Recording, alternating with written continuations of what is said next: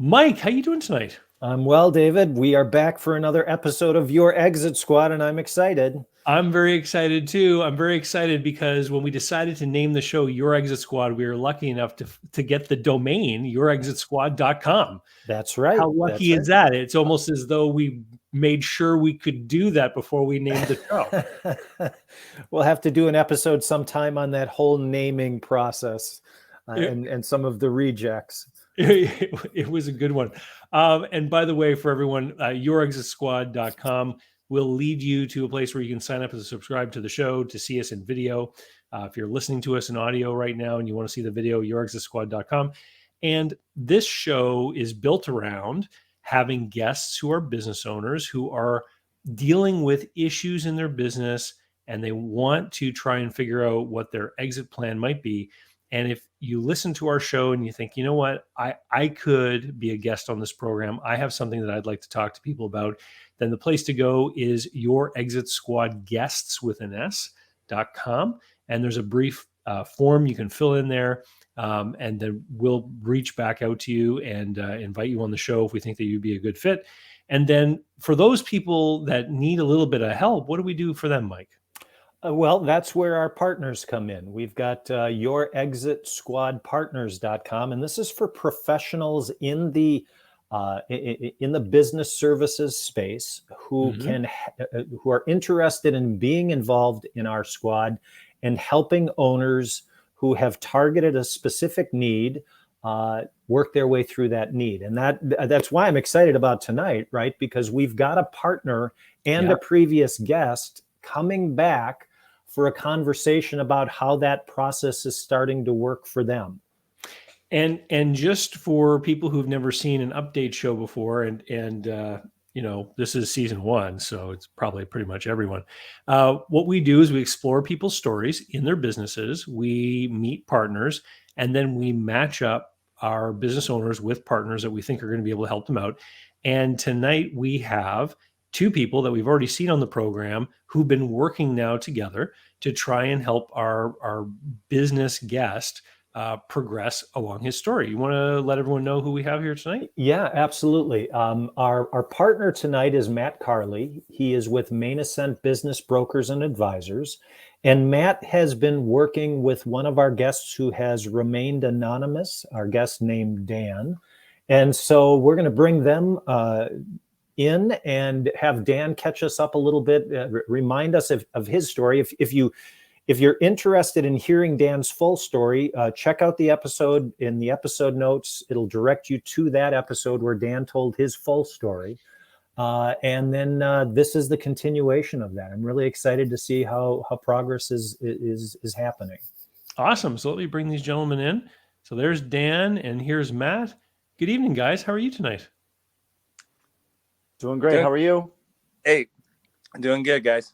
Excellent. Good. Excellent. Pleasure to have you both with us.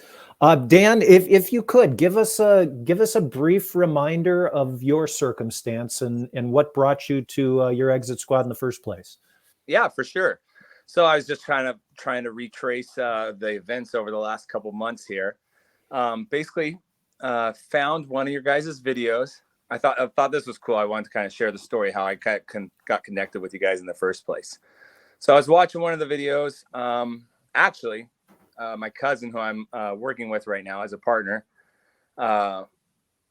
sent me one of your videos and said, "Hey, this is just like what we got going on here. What do you think of this?" And I commented. And so I commented, and David replied back and said, "Hey, it sounds like you'd be a great guest on your Exit Squad." And I was like, "Oh, sure, let's do this." So I filled out that whole application process, not really knowing, because I kind of looked into it, and you guys were mostly looking to help people, sell or exit their business. And I was like, well, I'm not really the owner. I was trying to make sure you guys kind of knew I wasn't the owner, but I do need to figure out a plan for our family business. So it was really cool how I got connected and how you guys reached out that way. And then that was back in August, I think sometime in August when we recorded this. And basically we have an 80-year-old family business that hasn't been transitioned in 50 years. and the owner, one owner 84 and the other owner partner 67, kind of looking at things like what's our exit plan here? What do we do? And so that's where, I mean, we could have come up with many different scenarios. There's not one answer for this. But having that 4 generations of family business, a big part of it was like keeping it running. So that was a big important part of them. So yeah. And you're currently the manager of the business. You're running the day-to-day operations. Yes. And we could get into that later, but like, that's something when I was working with Matt, we kind of like came up with this idea and this plan, to figure out a strategy, kind of an exit strategy, not for me, an entry strategy for me. I was playing both roles, I guess. Exit strategy for the current owners. Absolutely. And so, Dan, you told that story in that previous episode. And per our process, what we did is we reached out to Matt. And we said, Matt, we've got a guest we think is going to be a good fit for you. And so we sent a link to that episode to Matt. And so, Matt, you hadn't met Dan yet. Tell us your impression of Dan's stories. What apprehensions did you have? What was really neat? Give us your response. Sure. So, that first episode you guys recorded and Dan's story, it's fascinating, right? Like, it's so interesting for somebody who gets to work with small business owners every day to look at all these different dynamics that are at play in, a family-run small business. And the fact that the business is 80 plus years old, that it has been successful over the years, that we've managed to pass it down through all these different generations. And yet there's almost no planning for what it looks like to hand it over. There's almost no operational structure other than show up and get the work done every day. So there's all these really compelling kind of problems that we get to work with. For me as a coach, this stuff is super interesting to me. This stuff lights me up.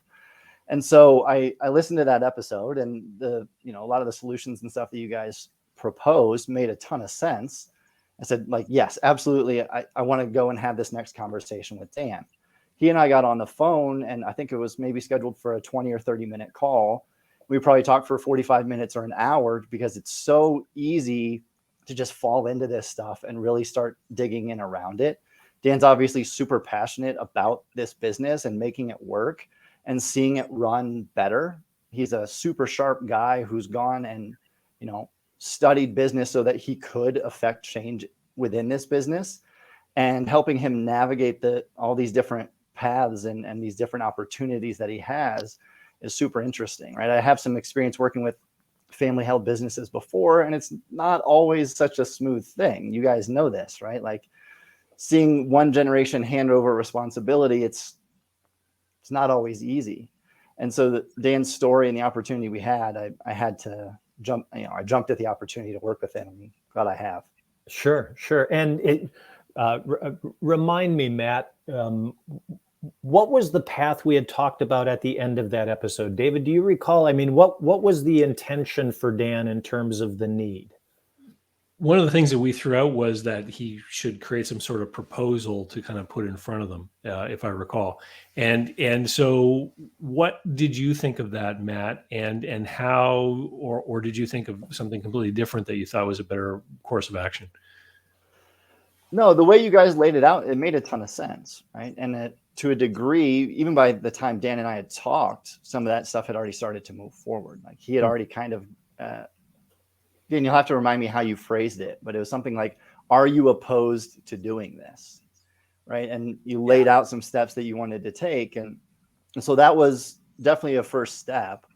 And another big piece of it was helping Dan see some of the stuff that had been going on, or the way that they had been running the business, was going to be easy changes for him to make, despite it being kind of uncomfortable, maybe with the current owner sitting there. And the other piece that had to be worked out was the ownership of the property, right? And so the current owners of the business also own the property, and we can get more into this later if we need to, but let's take it chronologically, Matt. I mean, So Dan, you left the episode with us, and Matt alluded to you taking some steps. I mean, how did that process work afterwards? Did you find yourself more aggressively pursuing an exit conversation with the owners, or talk a little bit about how that relationship evolved? Yeah, so I couldn't, like 3 months ago, back in August, I couldn't have told you exactly how this would have played out. And a lot of it was hesitation because the unknown, right? Like, I was talking to Matt yesterday, and he's like, we need to experiment. We need to do some experiments and try some things out. And that's kind of what we did. So you guys ended that first recording with me. It's funny. I went and found you guys posted it, and I like the clickbait entitled. You know, I was like, "Oh man, what are these guys saying about?" I'm working my butt off over here. What is going on? But you know, all is well. All is well. I get it. But you kind of left it off with like I was enabling.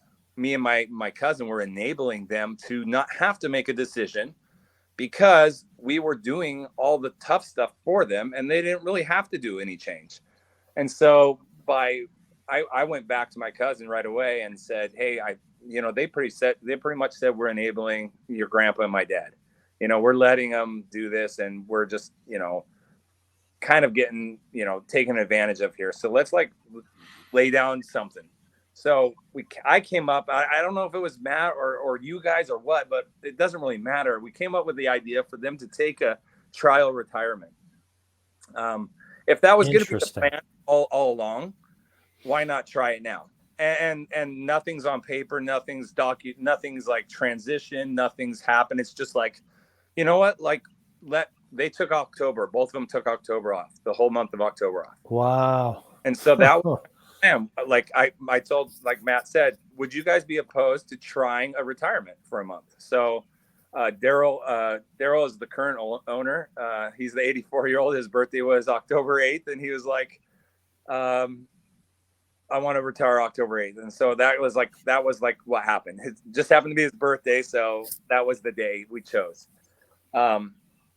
It actually worked really, really well. And I'm still surprised. I was talking to Matt yesterday, and I was like, I can't believe that this worked so well. We're now November 9th, right? It's been exactly a month. And it's surprisingly just taking that initiative of trying it out for a month really changed it. I thought they'd be there every day micromanaging everything, and it hasn't been that way at all.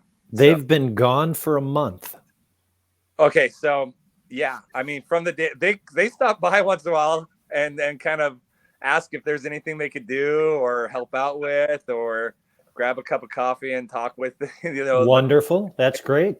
Yeah, they've kind of just checked out, and so it's now we're at a point where we tried the retirement for a month, the trial retirement, and we're like, okay, what's next? Like, what we did this for a month, it works fine. What's next? So now they're like, well, we did the month thing. Do we come in? So we have another like kind of process to go through, but we kind of have the end of the year timeline of the transition happening.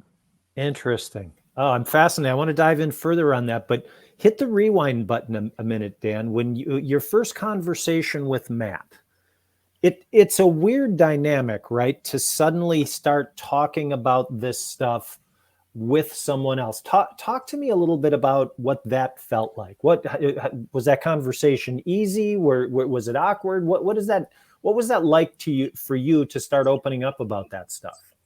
I felt like it was super easy. Like like Matt said, I enjoyed talking about this. I'm passionate about it. Like, and I'm the first to tell you, I don't know everything about it, like I don't know everything about everything, but I want to learn, and I'm willing to learn, and I'll ask so many questions. And Matt comes from experience of working with businesses. I don't even, our industry is very different. And I think he's still kind of learning what kind of how it looks and stuff, but there's so much you can take from any industry and apply it to any business that's working. Why reinvent the wheel per se, like, so it was very easy to have that discussion. There was a couple of things in there about, normalizing income was one term that we used, and and it was pretty easy to just kind of open up and say, this is why we've been doing it. I don't know why. I don't know what needs to change or how or what, but it's really coming from a business that's been doing something so long. I sometimes forget, like, this is not the way it has to be. It's how it's always been done, but this is not the way it has to be. So Interesting. And Matt, how do you approach that first conversation? I mean, do you come to the table with a list of 20 questions? Is it just a talk over a cup of coffee? I mean, how do you approach this kind of change? Sure. Well, this is a unique situation in that I had an hour plus of backstory going into that first conversation. Right. So we got to fast forward a little bit because of the great work you guys did, I already had a deeper understanding of where Dan was coming from. Sure. Right. If I'm starting cold or colder with a new client, yeah, there's a list of, 5 to 8 questions that I want to understand. But mostly it's about how the owner feels about their business. It's about where they see their biggest challenges. We don't have to go super deep or super technical, especially at the outset, because most of the work that we do is about the business owner more than it is about the details of the business, especially early on. And so I want to understand, in this case, where Dan's coming from, right? What his needs are as an owner, and trying to get to the root of what changes need to happen here and how I can help him do that. And lucky for me in this scenario, and thanks to you guys in large part, Dan came in with an idea of what might need to change. He was already open to the idea of changing some of this stuff. And so really that first conversation was easy because he showed up ready and willing and open to dive into it. It's not always the case. It is an odd thing to talk to a stranger or a virtual stranger about your business and some of the intimate details that go along with that, especially as a small business owner, and how closely this stuff ties to our personal lives. And, how we show up in our lives every day is so impacted by our business. It's tough to be open and honest about that all the time. And so, we want to ask good questions, and we want to help people explore the idea of making some of these changes, but we're also not trying to fix everything in one fell swoop. Matt, I would guess that most of the time you're talking with business owners and working with them to coach them through the different processes. What was it like this time talking with, the proxy of the owners? I mean, you weren't engaged directly with the 2 gentlemen that want to retire. Yeah. So it comes with some interesting challenges, right? One of the big ones is communication. Right. I've not being able to talk directly to the owners. I have to rely on Dan to relay the conversations that we have and everything else. So it's an interesting challenge, but for all intents and purposes, Dan's been running the business for a while now, right? He might not have had final authority on certain things. And that was one of the things he and I talked about was, how do we essentially assign you all of these responsibilities that belong to the owner? Whatever the list is that you don't already do, how do we get you in charge of that stuff? And so, that was an interesting dynamic to starting our work together. Dan navigated that really, really well with the current owners. And they had kind of given him the authority to say, like, you can make changes, you can do this stuff. We want to hand this over. And so a big part of Dan and I's work was, how do we get there? Or how do we put you in a position to be successful with this, despite the fact that, your name's not on the title necessarily. And there's a lot of little things and some big things that go along with that. Sure. So Dan, do you leave that first meeting with a list of to-dos, or are you generally just talking concepts? I mean, what did you walk out, or you hung up the phone after that first meeting? What were your marching orders? Oh, okay. So first off, Matt is a coach. All right. So I'm a sports guy. I get it. Matt might not be the best businessman, right? But he's football coach. Sometimes aren't the best players, right? So Matt is like kind of like asking the questions, getting my mind thinking, suggesting solutions for me to go out and try, and then come back and report to him. I think I love that concept because I coached for like 10 or 15 years, sports teams. And basically if something doesn't work, you come back and try it again. I really like that. Matt has to work with me because I'm very like, I want to see results right now, and I get frustrated. We'll get off the call and I'll be like, okay, everything didn't happen the next day, and he's like, be patient, this is going to take some time. And I call him sometimes frustrated and say, hey, like this is too daunting. I can't figure this out. And he's like, pick one thing, so like very good at kind of like definitely having a checklist of things to go out and do, kind of homework assignments to go out and like, okay, figure this out and then get back to me kind of thing. I think that ultimately is what needs to happen. Otherwise, we're going to sit here and have a meeting and talk and then just be like, oh, that was great. Matt has been working with me and my cousin. We had our first official meeting yesterday, and he left us with a little Google Doc assignment. So like it's always something. There's always some kind of work to be done. It's not just, oh, that's a lot of words and fun ideas and stuff. It's like you're going to put it into practice and kind of figure it out. And maybe the first time, I got to get used to this. Maybe the first time it's not the answer. Maybe it takes 2 or 3 times to get to like the results you want. But you got to do something. You got to put in some work. So. All right. So you leave that first meeting. You've got some to-dos. Now bring us to that point where what was the first interaction with the owners after you've been doing this work? I'm curious, how did you re-engage them around this conversation? Interesting. So there was like, now I have like 3 of you guys behind my back, like telling me things, right? All the same things. Now I have like a community of LinkedIn followers, like saying, oh yeah, you got to, do the work and figure it out and stuff like that. And so I'm feeling a little bit more confident. Right. So I go up to the conversation. And I can't remember if it was Mike or David or Matt had said it, something like, someone asked, like, what would you want? I was like, I want someone to come in and talk to the owners. That's their peer saying, this is what you should do. I remember something like that. Yes, I remember. Yeah. Right. Okay. So, cause I the powdered butt syndrome, right? Like I'm 41. The owner's 84, like he could be my grandfather. Right. And so like, he's going to take advice from me. You know what I mean? Like, so that was like a difficult thing, but because I came in there with confidence, I think that's the major thing, confidence. And I did the homework. So I came into the conversation with some answers or solutions or suggestions. It really changed their attitude and said, wow, it sounds like, Dan's got, an idea of something we should do here. And I don't have all the answers. So I reached out to Matt. I reached out to my accountant. I found a lawyer. Matt's team has helped valuing the business. I found the team I needed to get the things done. And then that gave me confidence anyways, because now I have like a team coming to them and suggesting these options. So it was actually pretty easy. I think one time, one of the owners was in the conversation when we were talking to Matt, and like he could probably see from that interaction, like how easy it is for us we're like how comfortable we are just talking with each other. Right. You could kind of tell that, Matt. Yep.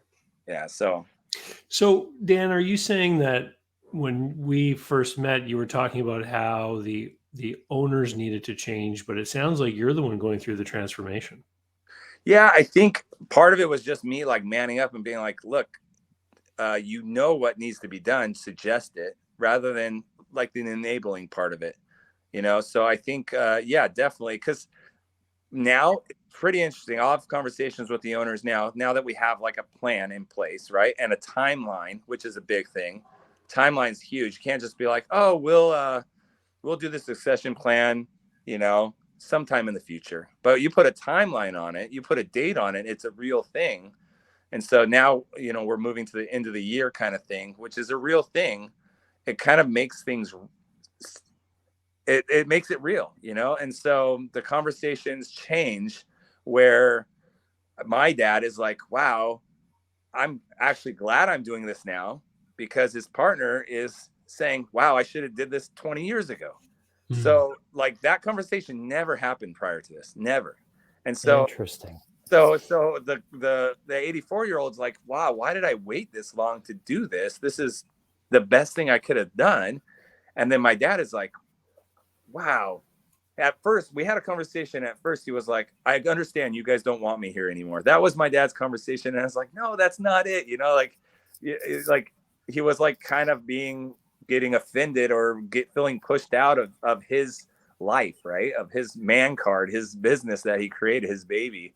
And now his conversation is like, wow, I'm glad I get to do this right now and not wait till I'm 84 to do this, So they see that other perspective. It's very interesting how it's changed.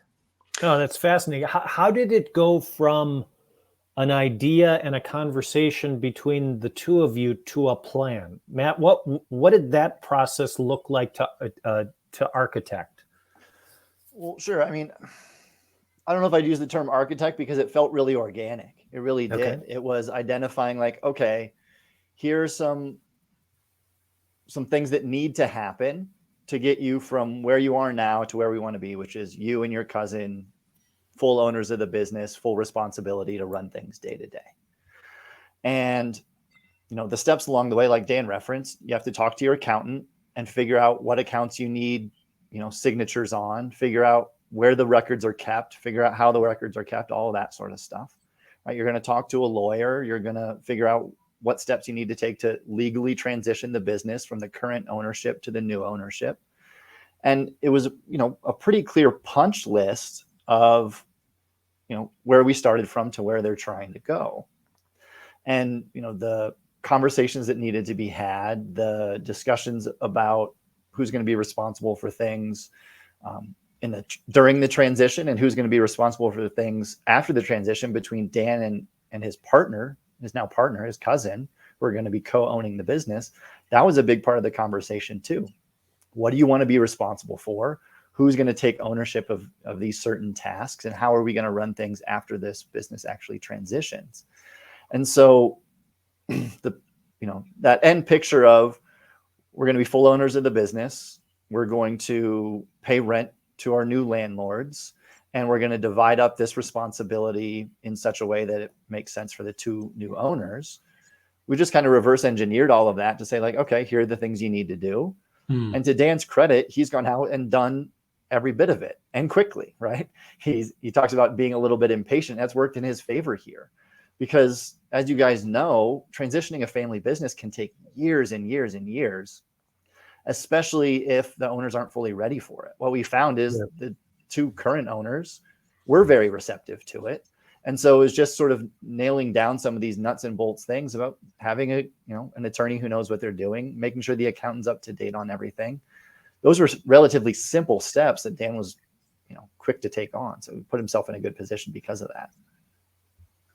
Yeah, guys, I think the interesting thing about this scenario is, and I've seen it when Matt put together kind of an appraisal for the business, valuation of the business, and I was reading the comps of businesses, and there's one down the street. I know I was flipping through it, and I know them, and I think some of their numbers are wrong, by the way. But what happens? There's two options that could have happened here. Now, if the current owners didn't have me and my cousin, they definitely, their exit strategy would have been to like asset sell the stuff and either sell the property or continue to just be a landlord and get someone else in there. That would have been like, and that's if there's a business out there that owns the property and it wants to retire, that would be the answer. That would be the solution, like close the business up and then rent out the property if they can and be a landlord. This whole scenario has taught me, like, in 20 years, I'm done. I'm going to be done in 20 years. I'm going to be exhausted. I don't want to be 84 doing this. Right. Yeah. I know exactly my succession plan would be like, if I do have a family member that would want to take this over, I'll find out in the next 20 years if there's anyone that wants to do that. I could do the same exact process that I've done here. Or if there's nobody that wants to take it over, I could fix the business and get it ready to sell if that's an option. And if not, we have some property that we can rent out as a landlord. And that's like kind of the three options here. If this business wasn't right now, the business is good. Business is good. And we have some little tweaks we can do to make it really good. I feel like that. But if the business wasn't, it would just be a pretty much a property option for the owners, and they'd have to just close it down and get out. And I see a lot of other people doing that in our industry. So, I mean, there's kind of the options for these, generational family businesses. That's pretty much what you have. You either have a family business and have someone that's going to take it over and run it for you and maybe lease back the land or something like lease to own kind of option, or you just close it down and sell the property and be done, go do something else. That's really all you can do. But if the business isn't good, then that's probably the only option you have. So it's kind of good that they have the property.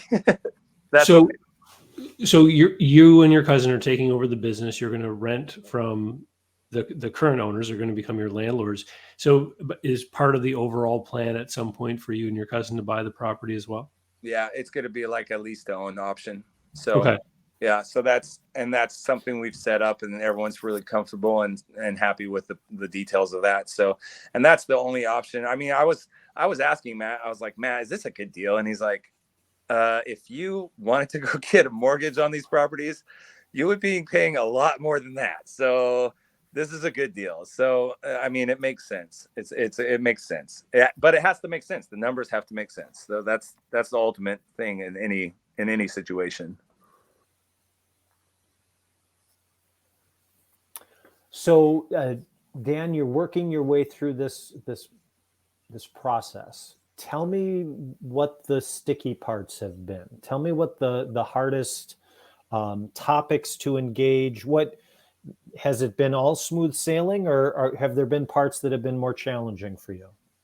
Okay, so I think that the most challenging part would have been getting the overall personnel on board with the new owners, being me and my partner. But Matt and I talked about this yesterday. It's almost a blessing that everyone I have is less than a year old. So everyone I have, I pretty much hired anyways.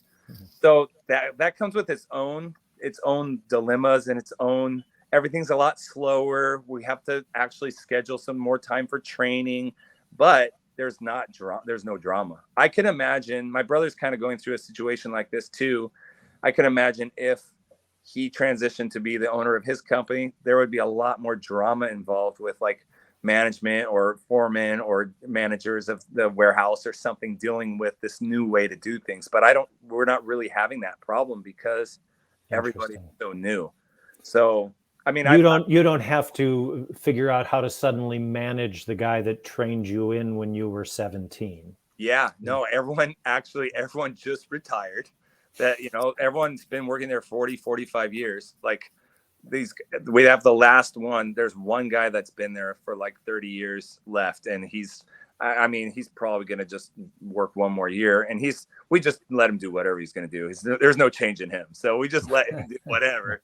And it makes it easy. But everyone knew it. And Matt has said, like, just, it's easy. This is how we do it here. This is how we do it. You don't have to explain why or what or when or how they used to do it, but you just tell them this is what you want and this is how we do it. If you don't like it, we'll get someone else to do it. So it's been very, very simple, but that could be a sticky situation. Like, we don't have to deal with any like great aunts or second cousins or someone that's just floating in the business that's getting a paycheck for nothing kind of family deal thing. Everybody that's working here is working pretty hard. So we don't have any like freeload or drama deals, but I could imagine that'd be an issue with a family succession plan.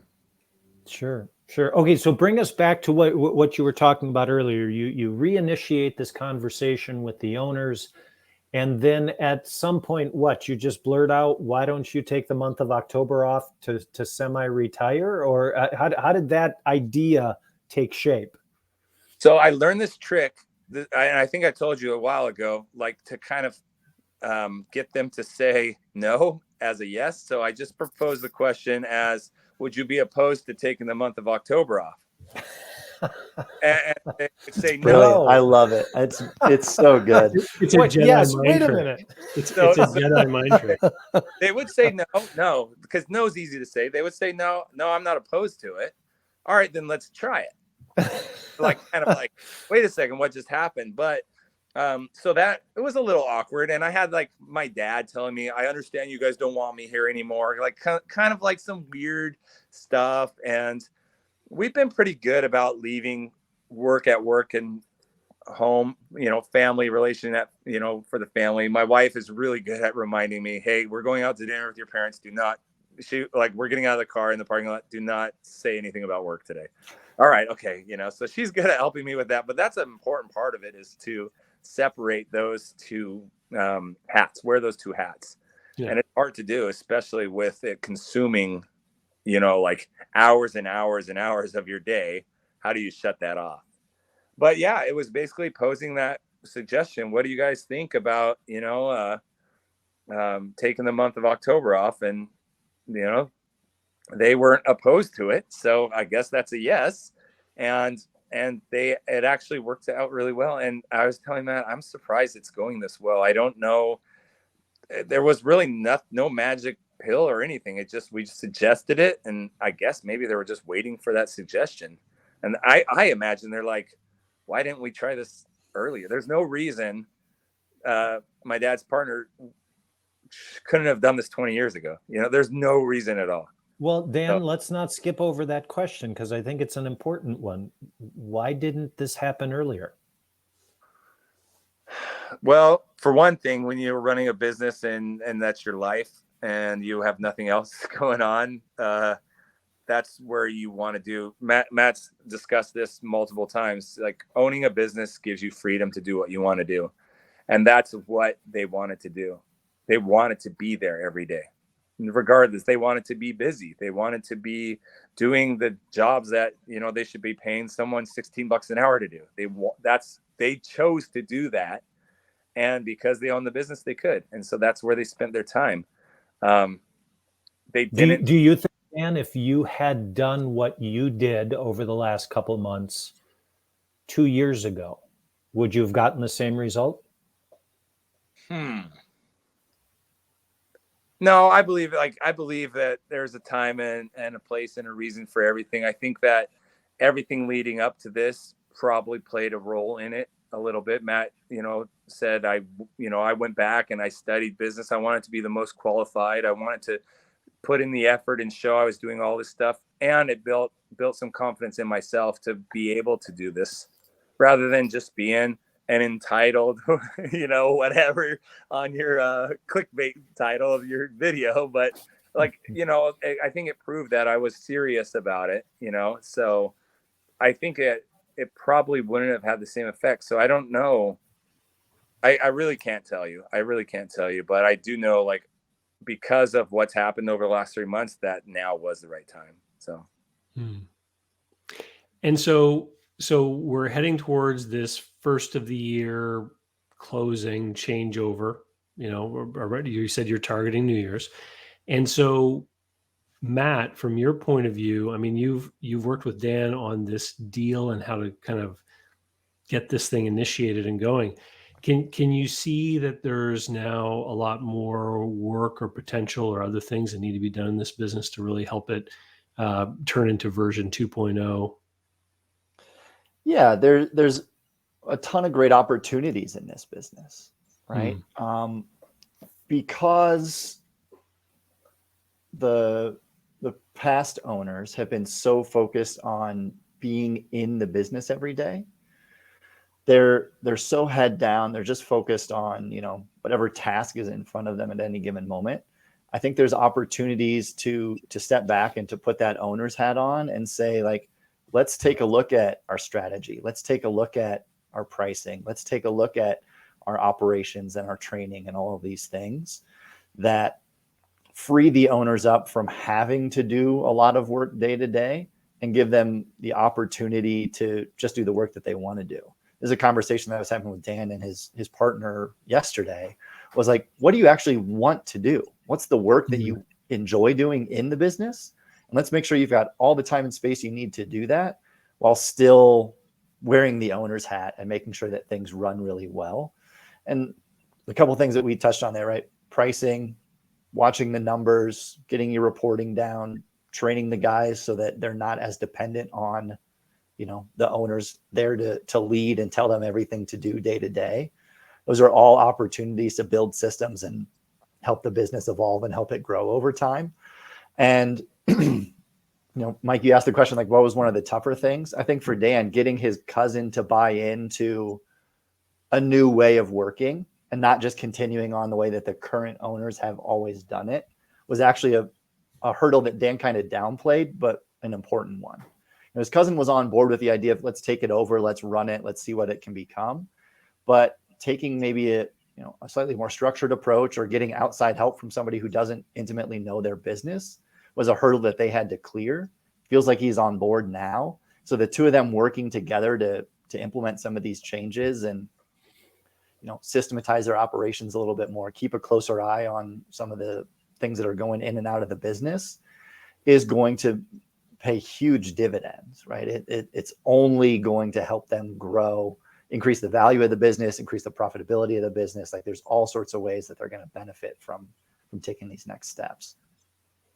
It's interesting. At the beginning of this episode, you were describing like the 80-year history of this business, Matt, when you were kind of talking about, your first conversations with Dan and how everyone just kind of does what they do. And I was thinking about like, wow, they've been in this business so long. It's instinctual, the SOPs are in their genetic, in their genes now, right? Like, I mean, they don't even need to write things down. They just know how to move, in this business. Oh, 100%. Yeah.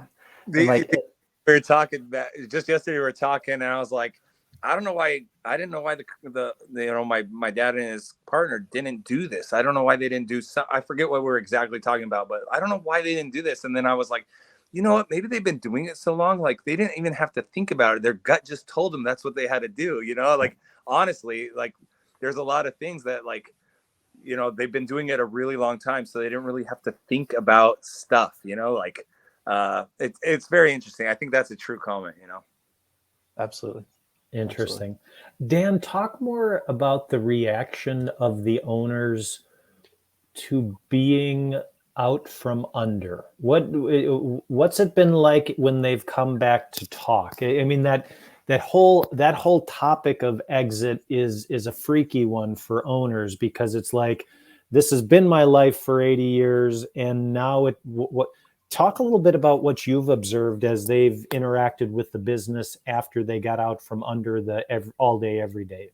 Okay. So first off, they come in November 1st. They'll be like, okay, how was last month? Like, was everything good? Do you need anything? Like, is everything all right? Are you paying vendors quickly? That's like their most important thing. Are you paying people fast? Like is everything being done? Are you building up some savings and stuff like that?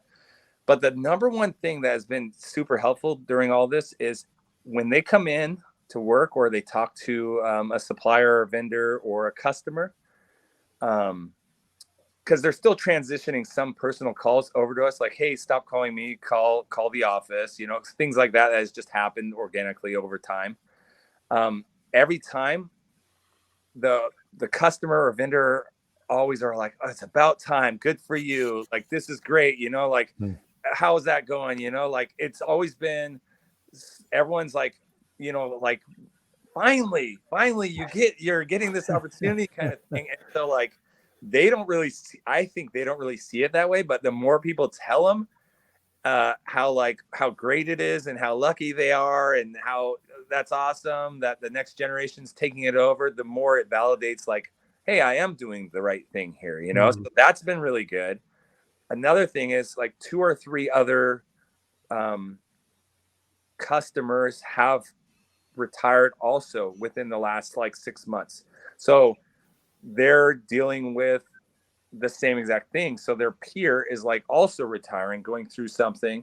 And so it's like almost like organic, like this is just natural. Like everyone's kind of doing this right now. Just last week, someone called and said, hey, my son's going to be running the place now to Daryl. And then he's like, oh, okay. Yeah.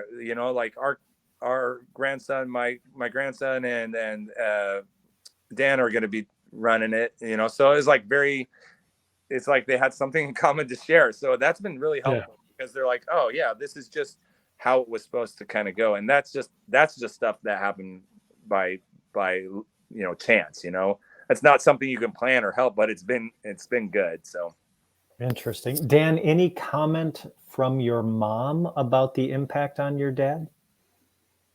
Well, so my dad took off. He literally just left. He's got a bunch of grandkids, so he was gone. And so when he got home, he came to work those days.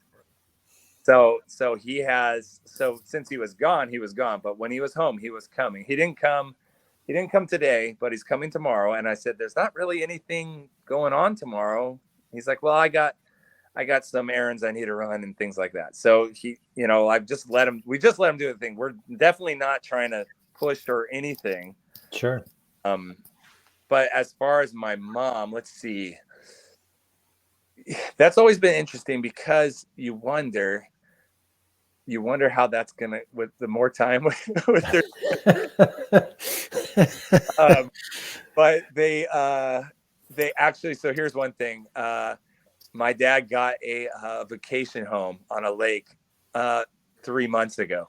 And so it couldn't have been a perfect time for him to go up there and fix things and work on things and, coordinate. So he had some stuff to go do. So I think it's super important that they don't just go home and sit and watch the news. They got to have something. There needs to be something else that they need to be doing because they've been so involved day to day. They can't just shut that off. He's waking up at 5 a.m. trying to go trim the palm trees. Like that's not, it's going to take some time, but like he has some tasks to do. So that's a really important thing. Daryl, the older one, he doesn't really, his health is kind of, he doesn't really have that much time. We've had meetings with him where he's like, "I'm probably only going to live 4 more years." So, I'm like, this is so morbid. Like, come on. Like, and then my dad's, and he's like, "Well, I'm glad I'm doing this now because, he's got 4 more years to enjoy his retirement. What is this all about?" So, they need to have something to keep them busy, to do something, and it doesn't even have to, it could be a hobby. It doesn't even have to, it could be a business, like they could do something a lot smaller scale though, so there has to be something. Interesting. And Matt, what about for you? When Dan talked earlier about you meeting with him and one of the owners, how did that interaction go? What was that like? You just feel the skepticism through the phone. Right? Is that right? He was very warm, cordial, obviously a great guy. You see why, the vendors and the customers all want to call him direct and talk stuff through. But you just like, you're talking to this guy about this business, and it's just, okay, I guess. Yeah. Dan, I trust you, but what, Yeah. Why are you? Question of why and sure. What's the real value here? But I think some of the stuff we were able to share on that call, Dan, like it's kind of eye-opening, right? Like if you look at the last few years of how they ran the business and where that value shakes out, and then you look at this year, 2022, when Dan's had a lot more hands-on management of the business and been able to influence things more, and the results that you get under that style of management, the value of the business goes up by 3. Right. And if you can lay that out in black and white, it's hard to ignore that. And, not trying to come in and change the whole structure of the business, made really clear, like, I don't actually care what it looks like at the end of the day, as long as it works and it serves the owners. Right. I'm not trying to turn it into a cookie cutter business or turn it into, something that it's not. And I don't know if he fully bought in, but, the skepticism got turned down a little bit, and he was, more receptive to some of the ideas, I would say, by the time we got off the phone. Yeah, it's interesting because being an 84-year-old, he ran this business completely different. And I would say in the last 10 years, the business probably quadrupled in volume, size, like personnel, everything. So for a long time, it was a very small business they ran and very easily manageable. I think it blew up organically, and they weren't capable. They didn't have the ability to like grow with it. so that we're always just hanging on. We're just always hanging on and kind of doing things the old way we used to do it. But the way they just, I mean, recently did they get away from like ledgers and carbon copy papers and re-inputting every night, re-putting invoices into like a cursive written leather bound ledger thing. And it's like they just, and I'm like, why are we doing this? And they're like, this is just what we do. And This is bookkeeping, Dan. yes, and I was like, what are you? I was like, why are you stapling that piece? Why are you printing an email and stapling it to a check? Like, that is so weird, you know? So they come from a different obviously a different generation. And so they're not really, you know, so they really don't like change. And so I knew, I was sitting there watching Daryl talk to Matt, and I'm just giggling because he is just like, what is going on? And Matt asked the awesome question. He said, hey Daryl, what are these guys not doing right? Like he just put us on the spot right there. And Daryl didn't back down. He just let you have it. He's like, well, Matt probably had no idea what he was talking about, but he just listed like 5 things that we were failing on in his eyes, you know. And it's just funny what is so important to him. It has nothing to do with the value of the business, the profitability of the business, any financials or anything. Just that was what was important to him. So it was very interesting. I think we got lucky to have that little interaction there, but definitely not. He's not bought into it, Matt. But he's just let it go. And if they're gonna let me, you know, I'll keep posing those questions. Like, are you opposed to this? You know, so guys, I'm working with Matt now, and we went on. He's gonna work on like a 4-year vision with us. Okay. Over the next 6 months, and we're kind of starting that process now, and I'm super excited about it. My cousin, on the other hand, you know, had to be kind of like gently persuaded, but you know, I didn't tell Matt this, but like we ended it, and he's like, well, what can it hurt? You know, like, let's give it a try. And I was like, perfect. You know, you always hear anyone that's probably listening to this podcast right now knows the number one thing you should invest in is yourself. You know, so like, it doesn't matter if we like go get another product or, you know, try to cut costs or something. You know, working with someone that can help us, you know, make this business systems, processes, give us a vision that we don't even have a vision. I don't even know what the mission of our company is. You know, I just been doing the same thing we've always been doing. So Matt pretty much gave us, like yesterday, kind of like 2023 is going to be our baseline year. We're not going to change a bunch. We're going to be patient. And 2023 is going to be like, that's going to be our baseline. And then we're going to start from there and kind of figure out what happens, and we'll do experiments and be like, hey, do we change this? Do we change these margins? Do we add a new product? Do we get rid of a product? Do we stop supplying these customers? Who do our customers want to be? You know, who do they need to be? Who do we want to deal with? You know, do we need more people on our team, kind of thing? And just like play around with it and have fun. I mean, we talked about there's almost nothing I can do. I know this sounds a little arrogant, right? I'd have to try really hard to ruin this company. I'd have to try. I would just have to lock the gates and not show up. You know what I mean? I'd have to try really hard to not. I don't have to start from scratch. You know, like all I have to do is keep the same thing going, and we're okay. But all I could do is get better. So like it's pretty reassuring to know that. You know, I don't have to worry about covering payroll if it has a good track record of 80 years and it's covered it. So if I can't do that, I totally mess something up. So it's going to be a good year to, you know, implement some experiments on it. So I'm excited about that. Well, this is great. We're going to have another update then in 2023, I think, Mike. Yeah, absolutely. I mean, last question I had to Dan is, what's the target date? When do you take ownership? So Matt's company, Matt, you want to talk about that? The company kind of helped with the valuation. Sure. Yeah. So through Main Ascent Business Brokers and Advisors, we did a valuation for Dan so they could help attach essentially a market estimate price to the business, and that's going to help their lawyer transition it. They're going to take the legal steps that they need to take, and I think the goal is January 1st, right, Dan, for you guys to officially take it on. Yeah, definitely. And it as far as what I've talked to the attorney, it's a gifting situation.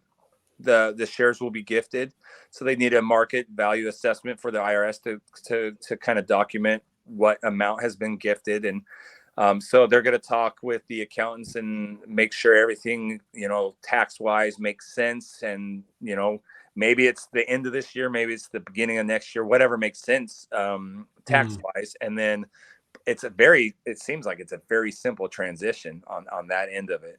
And so, yeah, that's the plan is, I really November, December, I don't know what's going on really. Like, it's kind of like, we didn't really talk about that. We just said October, take it off. We didn't say what happened after that. So we'll have to figure that one out. But well, Dan, congratulations. I mean, I think it's fabulous what you've done, the steps you've taken, the help you've been willing to receive working with Matt, and welcome to business ownership, my friend. That is just really exciting for you. Well, thank you. Thank you. All right. Matt, thanks for coming along too. This has been an incredible episode. I'm really happy both of you guys were able to come tonight and share the story of what happened. I'm excited too. I can't wait for New Year's to come and to know that Dan's going to be transitioning into that ownership role along with his cousin. I think this is it. We're wrapping up, aren't we? Yeah, I think so. Guys, just thank you so much for coming back and giving us an update and walking us through. Again, the concept here is that, Dan, the steps you took are steps available to owners in similar position, right?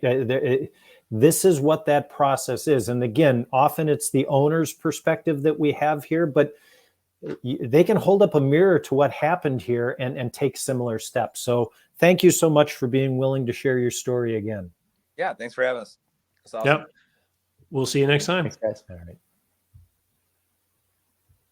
All right, Mike. Well, I'm looking forward to more episodes like that, and we have a few more in the works too. Absolutely. Well, that's the model, right, David? We want to hear the story, make introductions to people who can help, and as we've obviously seen here, this has turned out to be a win for the business owner and a win for our partner who turned a free offering of service into a new client. So I don't know, man. Your Exit Squad formula seems to have found a little success on this one. Well, yes, and so we've got a few more of these updates that we're going to be doing before we wind up season 1. So stay tuned. Thank you all for watching, and I want to remind everyone, it really is a big help to us if you hit the like button, the thumbs up button, if you give it a 5-star review on whatever audio platform you might be listening to. The biggest help of all, though, is when you share one of these episodes off platform. So if you're watching on YouTube, share it to your Facebook, share it to your Twitter, share it onto LinkedIn, introduce the program to more people. And it also helps the algorithm on YouTube or the audio platforms to know that the content is good enough for people to want to share it with their friends elsewhere. Absolutely. Big help for us. Awesome. So we'll see you later, Mike. All right, David, have a good evening. All right. Bye.